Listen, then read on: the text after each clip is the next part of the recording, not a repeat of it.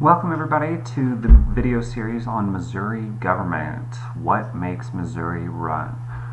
This is a series of videos that will help you study for the Constitution test and will help get the information to you if you are still filling out your fill-in-the-blank notes for the first time. How this is going to work is that there will be 3 videos that are linked together in a playlist on YouTube, and they correspond with the 3 sections of your notes, one section for each branch. Sometimes your notes are going to be fill in the blank, other times you're going to have to answer a question that we will discuss in class. So make sure that you're filling out every blank in your fill in the blank notes. At any time during this PowerPoint presentation / video, you guys can pause, you can email me a question, you can ask anything that you need to, and then you can get started again and hit that play button. So don't be afraid to hit pause, go back a few seconds, or anything like that. Okay, let's get started. Our executive branch is going to be our first branch that we talk about here in Missouri government. But hopefully you know we don't have a president. So who is in charge? That would be our governor. The governor is pretty much just like the U.S. president, except the Missouri governor only is in charge of Missouri. Our current governor, as of December of 2018, is Mike Parsons. Mike Parsons took over in June. All right, now, who can be governor? The qualifications are a little bit different from the president. You can be 5 years younger than you can as president. You only have to be 30. You do have to be a U.S. citizen for at least 15 years, but you do not officially have to be born here. And you have to be a Missouri resident for 10 of those at least 15 years. Now, unofficially, Missouri is not one of the more progressive states when it comes to electing governors. All of our Missouri governors have been white males. Our governors do serve 4-year terms. And during that time, the powers of the governor are to administer / execute / enforce the laws. They get to appoint and remove officials.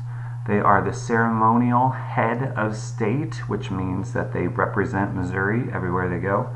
And they are a liaison with the federal government, meaning that if Missouri has a problem, the governor will go to Washington, D.C. to complain and get that problem fixed. A few more things that they can do. They can recommend laws and budgets, and they also get to sign or veto bills like the president. Now, our governor actually has a power that the president does not, called a line item veto. A line item veto, as this picture shows, is where you can veto parts of a bill but not the whole thing. The governor commands the Missouri National Guard, and he can grant pardons, reprieves, or commutations. You might remember this from our talk about the president, but the governor can forgive people for state crimes. He can get people out of jail and say that they're innocent. That's a pardon. He can get people out of jail and say they've done enough time but they're still guilty, and that's a reprieve. Or a commutation is kind of like a reprieve where you cut someone's sentence short. Okay, so you've got your first kind of discussion question here. So feel free to pause the video and answer this question. What do you think is the governor's most significant power and why? So is it the most interesting? Is it the most important? Is it the most powerful? Pause the video and write, what do you think the governor's most significant power is? Okay, welcome back. Just like the president, the governor has a group of people helping them out too. They have a cabinet, and unlike the president, the governor does not get to choose his cabinet members. This is a big difference between Missouri and national elections. We actually get to elect the people who help out the governor. The number 1 person is the lieutenant governor. This is basically like the vice president. They have the same qualifications, and they serve 4-year terms. The big things that they do is that they take over whenever the governor is out of the state. They cast tie-breaking votes in the Senate, the Missouri Senate, of course. They are next in line to succeed the governor. They get to act as governor if the governor is out of the state. They coordinate volunteers for natural disasters, and an old-timey job called ombudsman. All right, I know you got another big blank here. The definition of ombudsman is someone who investigates complaints about the government. Somebody who investigates complaints about the government. So, if you suspect that the government is corrupt, you go talk to the ombudsman, aka the lieutenant governor, and he will look into it for you. The Secretary of State is next. They have similar qualifications as the other two we've talked about so far, and the fact that you have to be a Missouri resident and you also serve 4-year terms.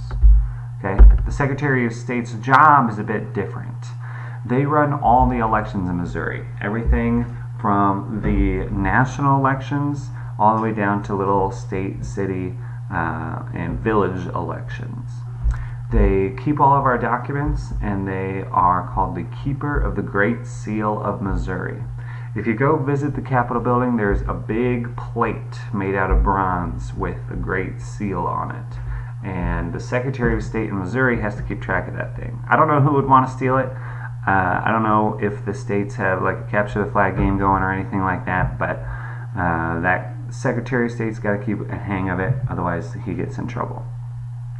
So, another big question in your notes. How is the Secretary of State for Missouri different from the Secretary of State of the United States? Hopefully you remember that the U.S. Secretary of State is in charge of foreign policy, dealing with other countries, and the Missouri Secretary of State doesn't have anything to do with other countries. It's mostly a job about running elections and keeping documents.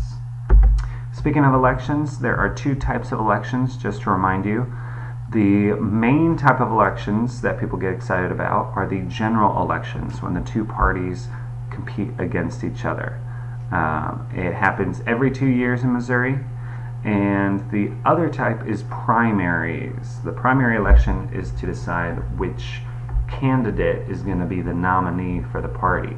We talked about in class how Donald Trump competed against people like Ted Cruz or Marco Rubio in the primary, and then he had to compete against Hillary Clinton in the general election.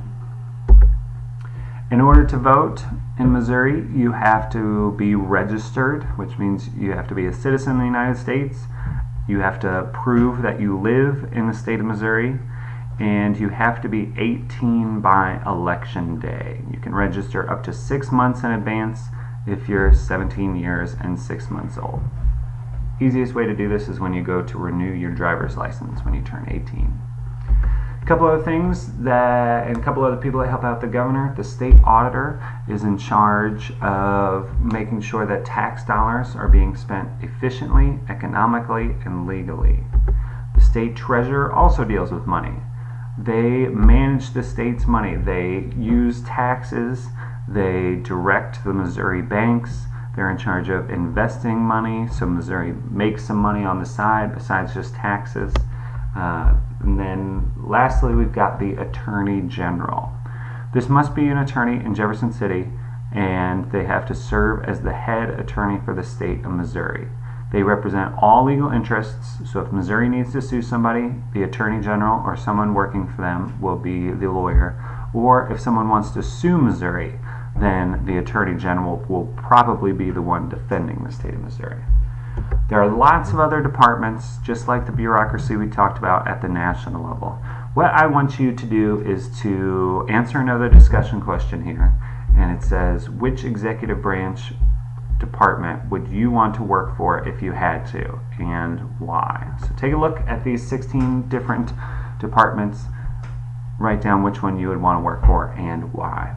When you finish with that, this video will be over. You can continue on to the legislative branch notes. Again, it should be the next video in the YouTube playlist. Thank you very much and have a great day.